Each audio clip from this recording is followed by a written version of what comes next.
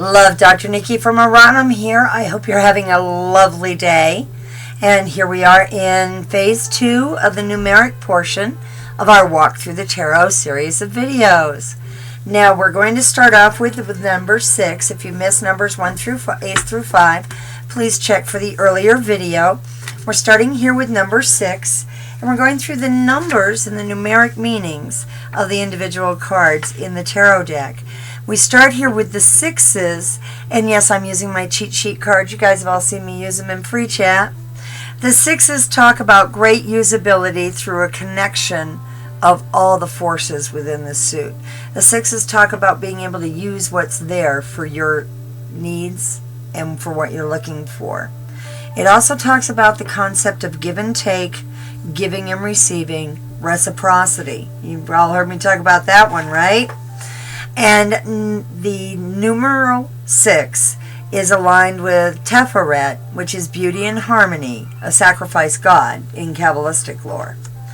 Now we look at number 6 here. If you look at it, it's kind of a hard-looking card. There's a beautiful lady in the background, and there's the light of fire behind her, and then you have the 6 of swords in the foreground. And that's the 6s. Now moving on to the 7s in our walk through the tarot. Here's the 7 of swords.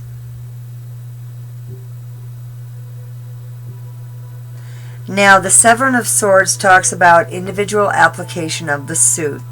It's a maturation of the element to your own style. Meaning by the time you hit the place of receiving the 7 of swords in your reading, the 7 of swords talks about having been through a lot of the nitty-gritty and paying your dues and doing the early work to be able to move your life forward in the direction you want it to go. So they're really a very good card. This number 7 is aligned with Netzach, which is victory, force, and Venus or Aphrodite. Now we move on to the 8s. The 8s tend to be very serious cards, not necessarily bad, but very serious. Their intent is very serious. And here we see the 8 of swords. And you see the gentleman laying there, and he's kind of surrounded by the swords. And that talks about being constrained. And it also talks about, that definitely looks like a serious and intense situation, right? So that's where the 8s go. And the 8s are related to Hod, which is splendor, form, and intelligence. Then we get to the 9s. The 9s start really bringing in towards the end of the numerics. And it talks about substantial and long-lasting expansion. And that isn't always easy. Here we see the 9 of swords.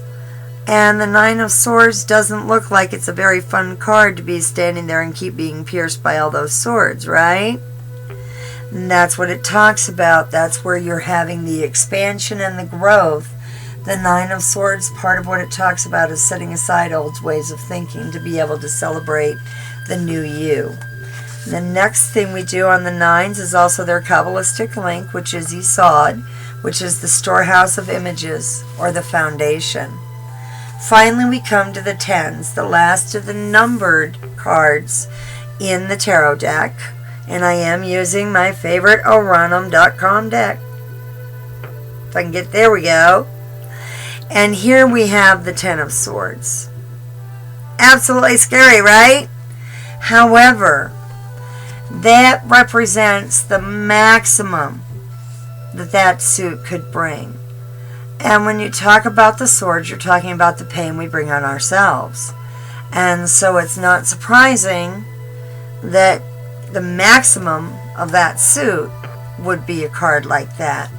It talks about being firm and fully developed with the manifestation of the suit. Now the 10s are aligned with Malkuth, the kingdom, or stability. So they do talk about being stable and finding that right plateau for yourself. Thank you so much for listening and viewing my video on the second half of the numerics in the tarot deck. And I hope you'll check out my next video, which is about the court cards. We'll talk to you soon. Don't forget to visit me at Aranum.com. I'm Love Dr. Nikki, and I hope you have a great day.